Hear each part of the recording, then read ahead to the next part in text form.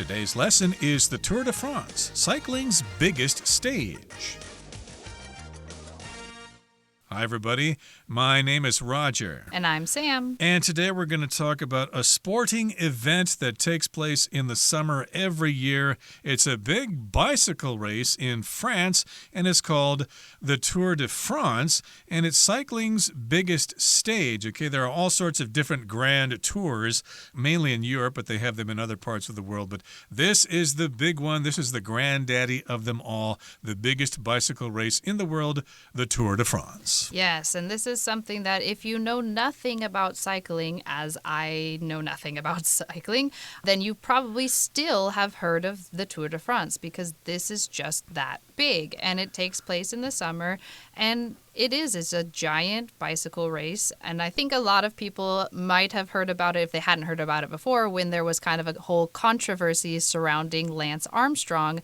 He was a famous American bicyclist, but it's a really big deal. Yeah, he was caught cheating. That's another story altogether, but the Tour de France still exists. And, of course, we've got lots of winners from different countries. And I think people here in Taiwan probably know about this race because cycling is a very popular activity here in Taiwan. We've got lots of people who are willing to spend lots of money on high-end carbon fiber racing bikes. So I'm sure they keep track of this race pretty well. I think even some competitors from Taiwan have taken part in the Tour de France. So let's get to it, everybody. Let's talk about the Tour de France. We'll listen to the first part right now. The Tour de France, cycling's biggest stage. Every July, cycling fans flock to France for one of the most grueling events in the sporting calendar, the Tour de France. This prestigious race brings together the world's greatest cyclists, who battle it out across the country over 3 intense weeks. But how did this legendary competition begin, and how does it work? 大家好，第一部分介绍形容词 grueling 指艰辛的，使人精疲力尽的。例如 The Elephants finally won a grueling 15-inning game against the Tigers. 在艰难的15局比赛后，象队终于打败了虎队。或者 The caravan made a grueling journey across the desert. 那个商队辛辛苦苦跋涉横越沙漠。再来看到形容词 prestigious表示享有盛誉的、有威望的、受尊敬的。例如 Kara was accepted into a prestigious university last year. Kara 去年被一所有声望的大学录取。或是 Jessica's sons are enrolled in a prestigious private school. Jessica 的儿子们在一所有声望的私立学校就读。往后看到形容词 intense， 它的意思是激烈的、极度的、热切的。例如 The debate was intense, with both sides arguing fiercely. 这场辩论非常激烈，双方都热烈地争辩着。也可以说 The movie had an intense chase scene at the end. 这部电影的结尾有激烈的追逐场面。继续介绍形容词 legendary， 表示传奇般的、家喻户晓的、传说中的。可以说The team's legendary comeback is still talked about by sports fans. 该队传奇般的逆转胜仍受体育迷热烈讨论。又或者说 The legendary musician received a standing ovation at the concert. 这位传奇音乐家在音乐会上获得起立鼓掌喝彩。后面看到名词 competition， 意思是竞赛、比赛、竞争。例如 Josephine won the math competition.Josephine 赢得了数学竞赛。再看一个例子 The winner of the dance competition gets a cash prize. 舞蹈竞赛的获胜者可获得奖金。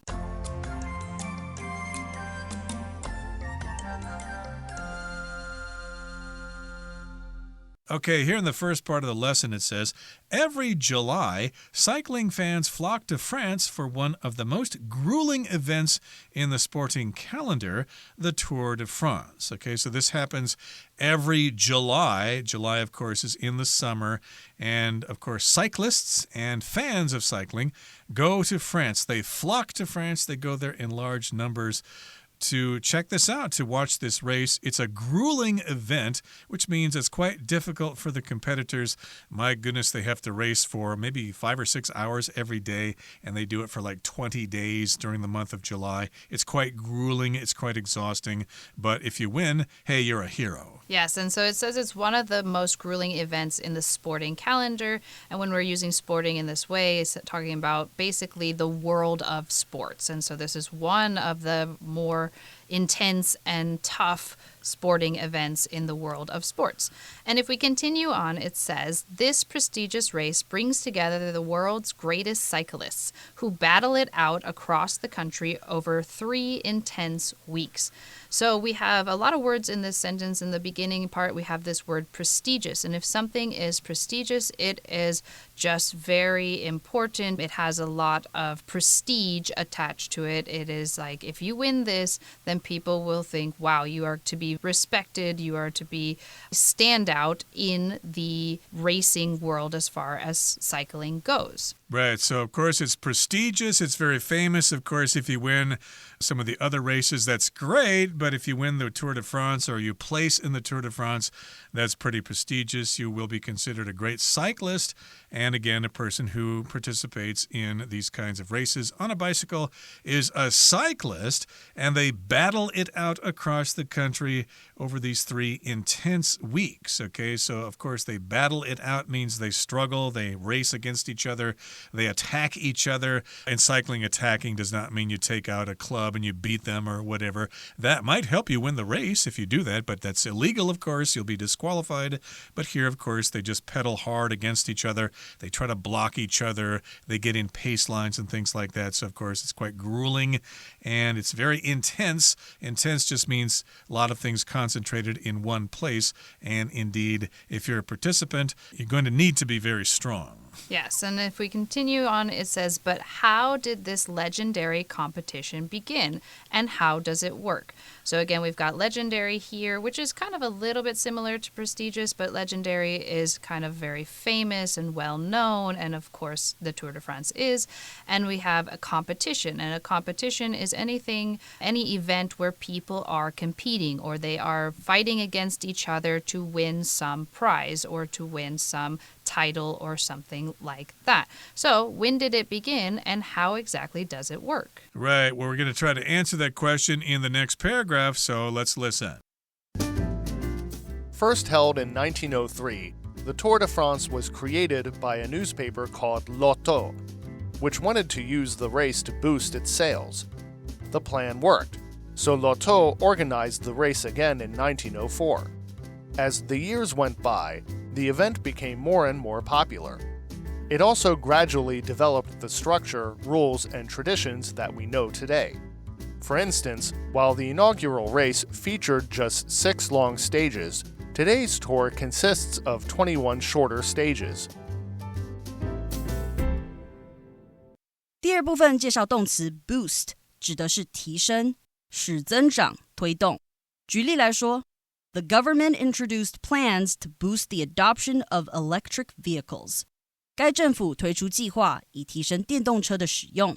或是 Taking a short walk outside during lunch can help boost your productivity in the afternoon. 午休时出去走走，有助于提升你下午的生产力。下一个看到形容词 inaugural， 表示首次的、初始的。例如That team won the inaugural soccer tournament. 那支队伍赢得了首场足球锦标赛。也可以说 The inaugural issue of the magazine sold out quickly. 这本杂志的创刊号迅速售罄。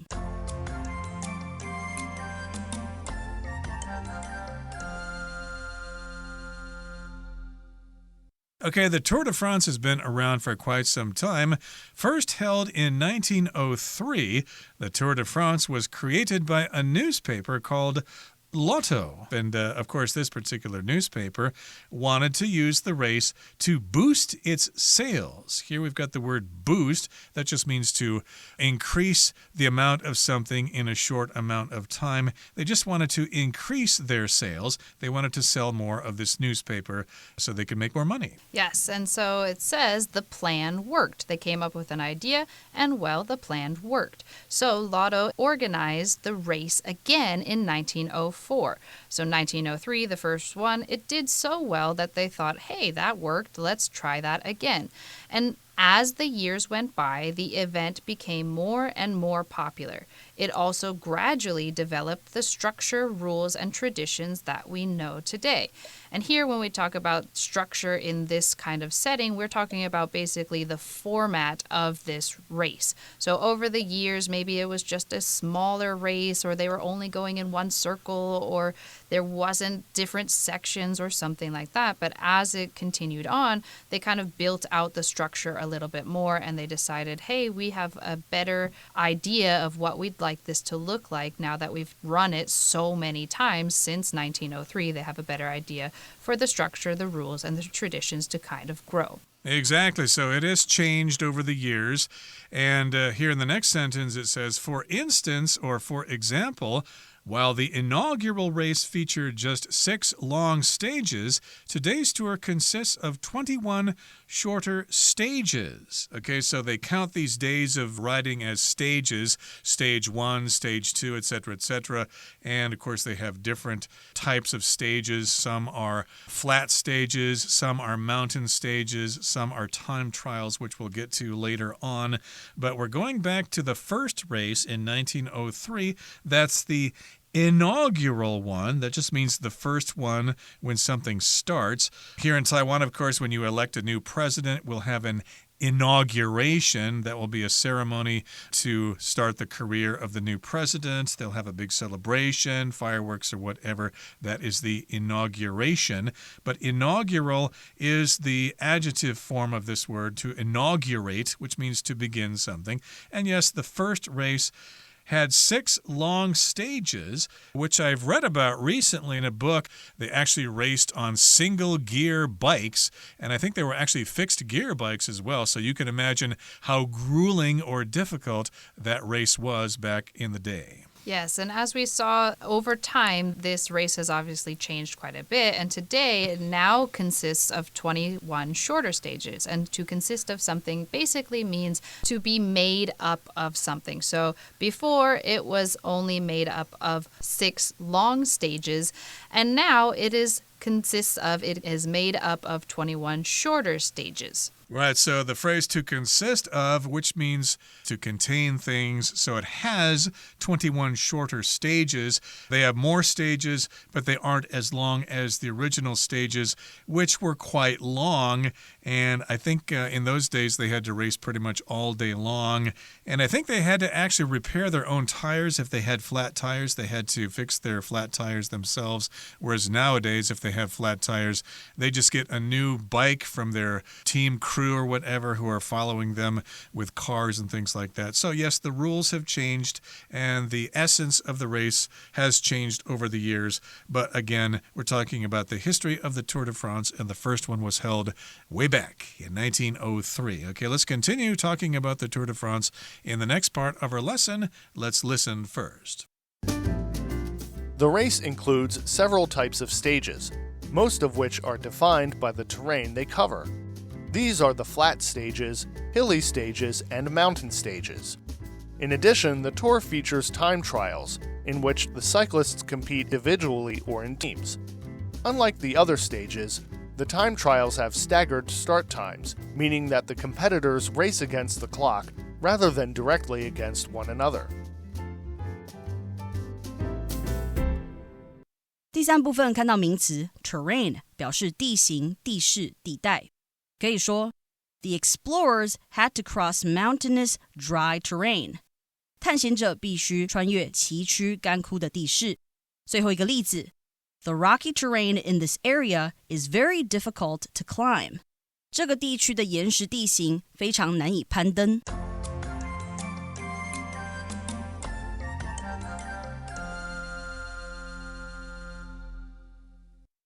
All right, so we are back, and if we continue, it says, the race includes several types of stages, most of which are defined by the terrain they cover.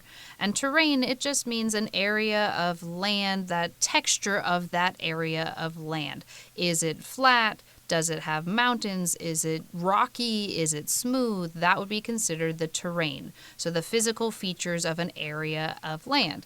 And so these stages are flat stages, hilly stages, and mountain stages. So of course, flat stages, they are flat, mountain or mountain, but hilly, you might maybe not as familiar with that word, but it just means made up of hills, basically smaller mountains. So it's not as sharp or as steep as a mountain, but it is also not flat. So kind of gentle rolling hills is still quite exhausting. Right, so they have a mix of all those different kinds of stages in the Tour de France and in other grand tours as well. It's the terrain, whether it's a flat stage or a mountain stage or a hilly stage, or maybe even a time trial, which we'll get to in the next sentence. Here it says, in addition, the tour features time trials in which the cyclists compete individually or in teams. Okay, so a time trial, of course, is when a rider rides all by himself and then he just rides against the clock. Okay, they started and I think he rides maybe for 30 or 40 kilometers or so,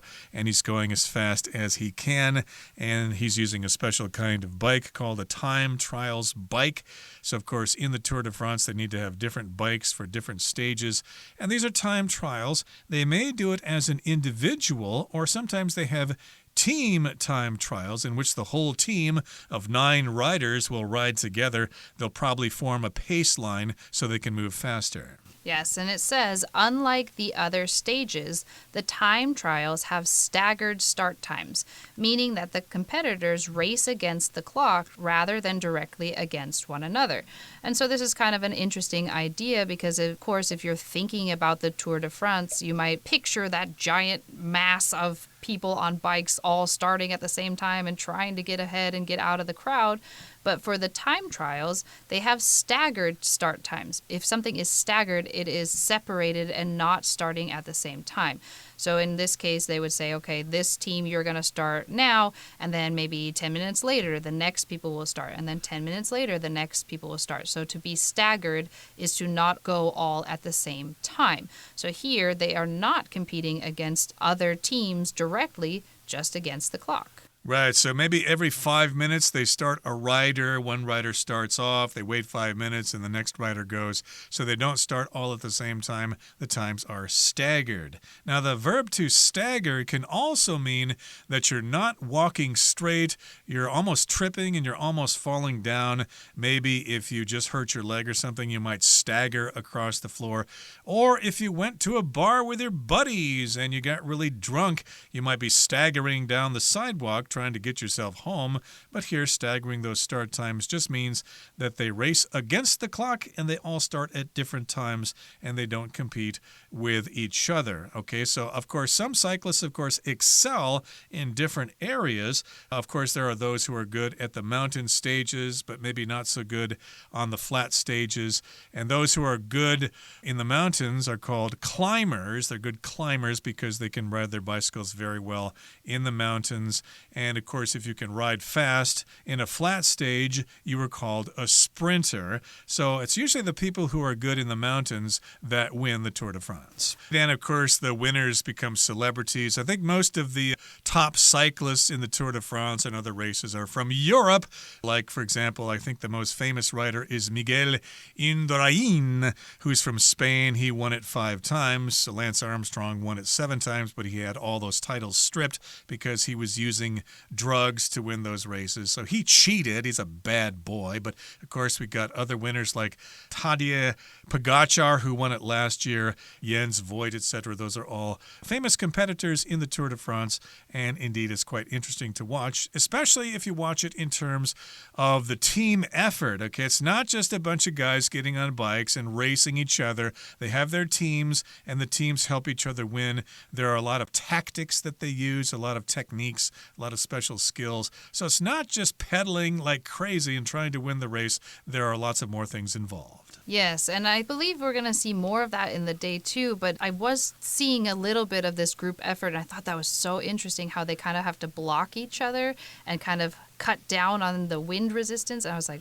that seems like something that would have taken a little more time to prepare. How are you guys going to ride so close together and not crash and have to know exactly when to change positions and go in front? Oh, there's just so much. It's so interesting and so much more interesting than I originally thought. And because the race is so intense, sometimes you have those big crashes when several riders crash to the ground and they can get injured, and the race might be over for them if they're not able to continue. We'll continue talking about the Tour de France in our program next time, but now we're going to listen to Hanny.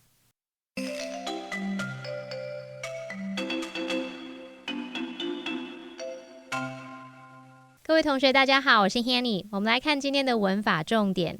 课文第3部分第1句写到 The race includes several types of stages, most of which are defined by the terrain they cover. 环法自行车赛包含数种类型的赛段，大多由所经的地形来定义。那句子用到 most of which， 它是用带有修饰语的关系代名词来引导关系子句对先行词做补充说明。我们来学习相关的用法。那这边就先用关系代名词 which 来说明。which 当关系代名词可以用来代指前方的事物，也就是先行词。那 which 的前面可以加上量词、数字、百分比、最高级等等，加上 of 去表达所占的比例。像 two of which 就是表达先行词其中2个。The best of which 先行词其中最好的， 1/3 of which 先行词其中1/3怎么样怎么样。那么文中的先行词是 stages， 在这里是指赛段，后面接了 most of which 来说明其中大多怎么样怎么样。好，那我们这边造一个例句。He showed us a jar filled with marbles, some of which are extremely rare. 他向我们展示一个装满弹珠的罐子，其中有一些非常罕见，所以这边先行词是 marbles， 我们用 some of which 来表达其中一些怎么样。那特别注意，这个用法是在对先行词做补充说明，它属于非限定用法，记得用逗号把这个补充说明的部分跟主要子句隔开来。好，那补充一下，在这个用法当中，当关系代名词指称的先行词是人， which 就要改成 whom，像是 They have 3 daughters, the youngest of whom will be entering college next year. 他们有3个女儿，其中年纪最小的明年要上大学了。好，那另外这样的句型用法也适用于所有个关系代名词 whose， 那记得 whose 后面也要接名词，像是The preschool has 60 children, 1/3 of whose parents don't speak English. 那所幼儿园有60个学生，其中1/3孩子的父母不会说英文。课文接着提到，此外这项比赛设有计时赛，自行车选手可以单独或组队参赛。那文中是用 in addition 来表达此外而且，它是副词片语，通常摆在句首。例如 The location of the hotel is excellent. In addition, the staff are friendly and helpful. 那间饭店的地点绝佳，此外工作人员很友善又乐于助人。那有一个比较用法是 in addition to， 它表示除了点点点之外还有什么，那这是片语介系词，后面要接名词或动名词。例如 In addition to swimming, she enjoys badminton and hiking. 除了游泳之外，她还喜欢羽毛球和健行。好，那么以上今天重点整理，我们来回顾今天的单字吧。Prestigious.My friend Lauren graduated from one of the most prestigious universities in the U.S. Intense.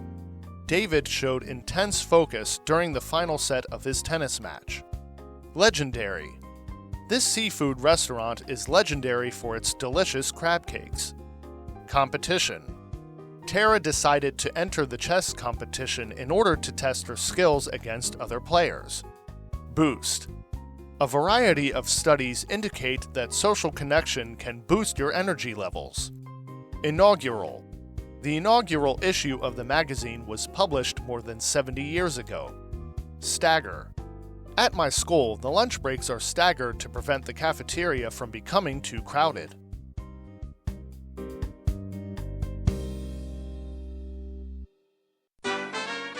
Well, that brings us to the end of another edition of our program, and please make sure you join us again next time. From all of us here, I am Roger. I am Sam. See you next time.